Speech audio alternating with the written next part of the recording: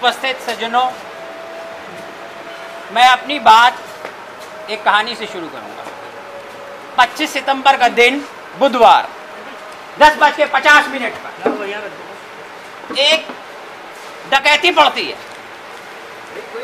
एक cash van के अंदर बहुत बड़ी रकम निकलती है और जो कि वो एक बैंक में और दूसरे बैंक के एटीएम के अंदर डालते हैं, और उसके बाद में ड्राइवर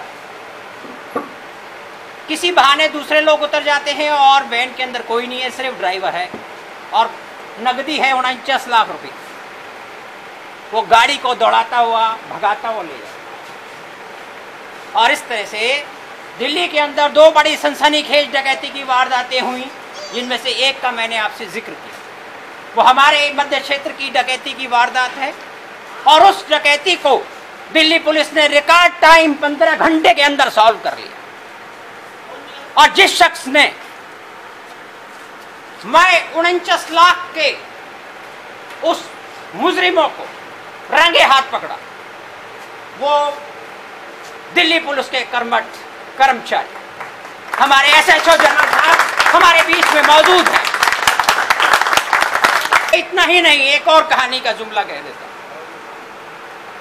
यह खास तौर से मेरा कहना अपनी बहनों की तरफ है, उन बहनों की तरफ, उन बेटियों की तरफ जो कि जाकर थाने के अंदर शिकायत कर रही हैं कि हमारी इज्जत खतरे में है, हमसे बदतमीजी की जाती है। ये स्कूटरों पर बैठे हुए लोग हमें कुछ उल्टी सीधी बातें कहते हैं और हम चुप करके सुन के चले। यह हकीकत है कि बहुत सारी जो घरों में रहती हैं, रोटियां बनाती हैं, वो बहनें बाहर भी नहीं निकलती हैं शाम के बाद में। लेकिन कुछ ऐसी बहनें जो कि बेटियां हमारी जो नौकरी कर चुकी हैं, तो नौकरी के बाद घर के अंदर ही आएंगी, वो कैसे आने से हो सकता? वो इन बातों की शिकार होती हैं खुलेआम। ये गलत हरकत उनके सामने से गुजरती है। बहनें बेटियां आशंकित हैं।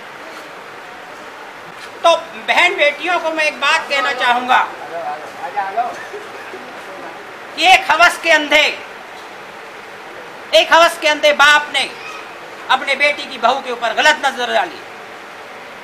सबीना और साबिर मियां बीवी का नाम है और अरशद अली उस बदनुमा इंसान का नाम है जिसने अपनी हवस पूरी ना होने के लिए कत्ल कर डाला उस औरत का, उस बहू का, क्योंकि वो उसके सामने घुटने टेकने से, उसकी गलत बात को मानने से इनकार कर देती। और उस गलत आदमी को रंगे हाथों पकड़ने वाला, उसको पकड़कर इंसाफ दिलाने वाला और बहनों बेटियों की इज्जत को ऊंचा उठाने वाला जो शख्स है, वो शख्स है जनाब जरनैल सिंह, ये भी नैब सराय के थाने के इंचार्ज। तो मैं आप लोगों से कह रहा हूं कि मैं यहाँ बुलाकर अपने को बड़ा महफूज फील कर रहा हूँ और आप भी महफूज फील कर रही हैं। मैंने सारा इलाका दिखा दिया है, वो जगह दिखा दी है और ये भी बता दिया है कि हमको प्राइवेट होने के नाम पे, भाई एमसीडी ने प्राइवेट कर रखा है, बाकी हम क्या नहीं करते। प्रॉपर्टी टैक्स नहीं देते, हाउस टैक्स नहीं देते, इनकम टैक्स नहीं देते, सेल टैक्स नहीं देते, वाटर टैक्स नहीं देते, हम क्या नहीं करते, फिर हम क्यों प्राइवेट हैं? हमारे साथ में सैनिटेशन जैसी समस्याएं क्यों बनी हुई हैं? और चलिए उसको छोड़िए, हम क्यों चैन से नहीं सो पाते? क्यों हमारे दिलों के अंदर एक खौफ बनाए, पता नहीं कौन है ये, क्या आता है, क्यों आ रहा है, जो चाहे आदमी चला आता है हमारे घरों के अंदर, कैसा मैं उनको मिलना चाहता हूँ। भाई हम तो उनको जानते नहीं ना, हम आपको जानते।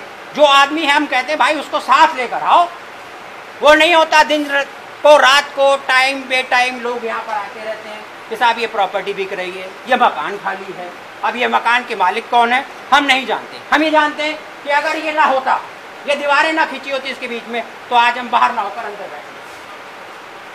ये पोलिंग स्टेशन है और आज भी साहब के पास भी यही है कि ये पोलिंग स्टेशन है, लेकिन आप देख सकते हैं ये पोलिंग स्टेशन तो है ही नहीं, क्योंकि अब ये बिक चुका है। तो ऐसे जरनैल सिंह साहब हमारे बीच हैं और उनके आने का मकसद है कि कल तक पुलिस का खौफ हुआ करता था, पुलिस का डर हुआ करता था, आज वो ज़माना बदल चुका है। आज पुलिस हमारी दोस्त है, हमारे साथी है, हमारी समस्याओं को सॉल्व करने के लिए है। तो आज इस पुलिस के ऐसे ही एक जिम्मेदार अफसर वो हमारे सामने मौजूद हैं, वो अपने दफ्तर से चलकर आए हैं ताकि वो हम लोगों की समस्याओं को जाने और उनका निवारण यहीं पर कुछ करने की कोशिश करें। अब वक्त की पाबंदी है, मुझे भी ख्याल नहीं था, रामलीला शुरू हो चुकी है और इनके पास में जितना इन्होंने मुझे कम वक्त दिया है उतने कम वक्त के अंदर सारी दरख्वास्त इनके सामने नहीं दी जा पाएंगी, लेकिन फिर भी कुछ दरख्वास्त मैं दे रहा हूँ। सबसे पहले हमारे प्रधान महेश जी की तरफ से ये दरख्वास्त है कि वो डेंजरस बिल्डिंग जो है उसके लिए आप ये लेटर जो है आगे फॉरवर्ड कर दें। कमिश्नर साहब, एमसीडी के कमिश्नर साहब तक हमारी आवाज़ नहीं पहुंची, शायद आपके हाथों से ये बात पहुंच जाए। यहाँ पर कुछ बहनें हैं जिन्होंने अपनी एप्लीकेशंस दी हैं, ये एप्लीकेशन भी मैं आपको इकट्ठा करके दे दूँगा, प्रतीक तौर पर आपके सामने मैं ये रख रहा हूँ। और अब आपसे चाहूँगा कि आप 2 शब्द बोलकर हमारी बहनों को और हमारी उम्र के लोगों को एक तसल्ली दें, क्योंकि हम दिन रात आज के वक्त में एक खौफ के अंदर जी रहे। सीनियर सिटीजन्स को रजिस्ट्रेशन और मदद उनकी है जिनके कि भाई और कोई देखभाल करने वाला नहीं है। भाई हमारी फैमिली है लेकिन बच्चे नौकरी करते हैं, चले जाते हैं और हम दिनों रात में अकेले बैठे परेशान होते हैं, डरते रहते हैं कि पता नहीं क्या हो। तो हमारे दिलों को मैं उम्मीद करता हूँ आपके लफ्ज़ों से सहारा मिले।